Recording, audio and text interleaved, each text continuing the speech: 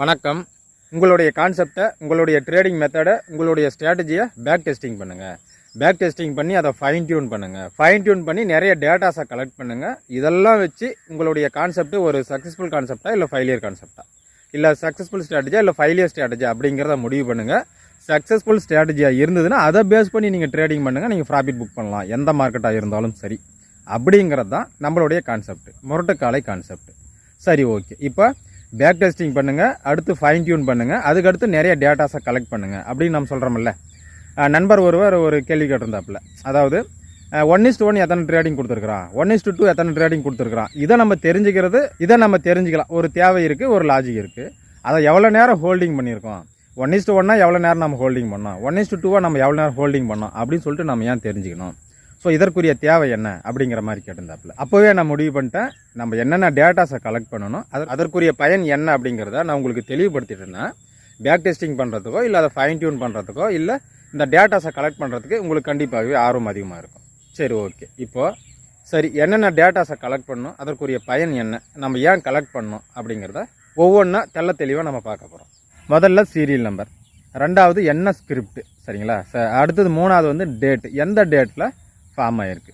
இது மூணையும் பிறகு பார்ப்போம். அடுத்து நாலாவது எந்த டைமில் என்ட்ரி ட்ரிகர் ஆகிருக்கு. இப்போ உங்களுக்கே தோணும், அது எந்த டைமில் என்ட்ரி ட்ரிகரானா என்னப்பா, கரெக்டு தானே, அது உங்களுக்கு தோணக்கூடிய விஷயம். இப்போ நான் என்னுடைய ஹேங்கிளில் முரட்டுக்காலையோட பார்வையில் இந்த எந்த டைமில் என்ட்ரி ட்ரிகர் ஆகிருக்கு, அதனுடைய முக்கியத்துவம் என்ன அப்படிங்கிறத உங்களுக்கு சொல்கிற பாருங்க.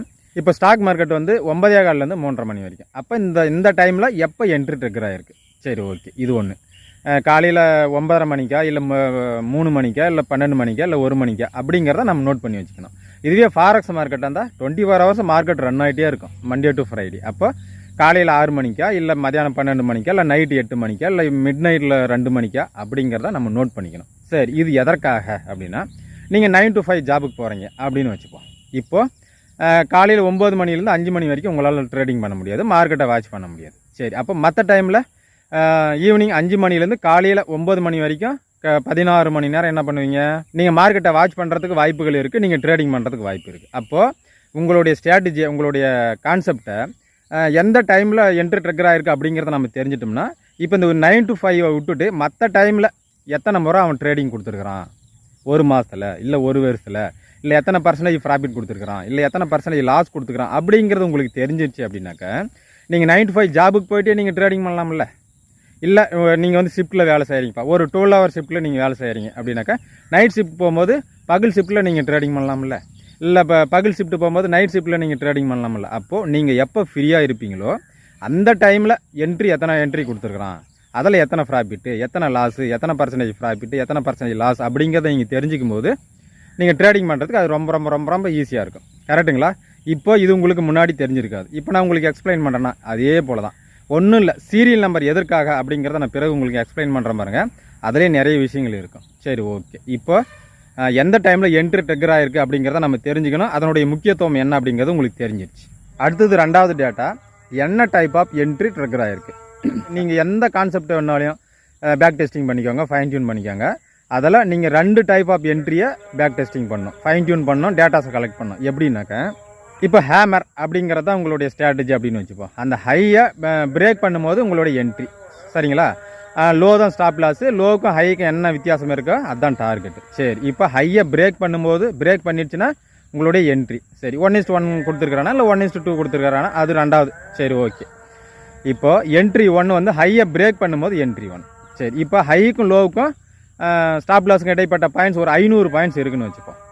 அப்போ நீங்கள் டார்கெட் 1:1னா 500 பாயிண்ட், ஹைலேருந்து 500 பாயிண்ட் செட் பண்ணிங்க. அப்போ ப்ராஃபிட் வந்தாலும் 500 பாயிண்ட்டு, லாஸ் வந்தாலும் 500 பாயிண்ட்டு. என்ட்ரி 1ல் ஹையை பிரேக் பண்ணிடுச்சு அப்படின்னாக்கா அது என்ட்ரி 1.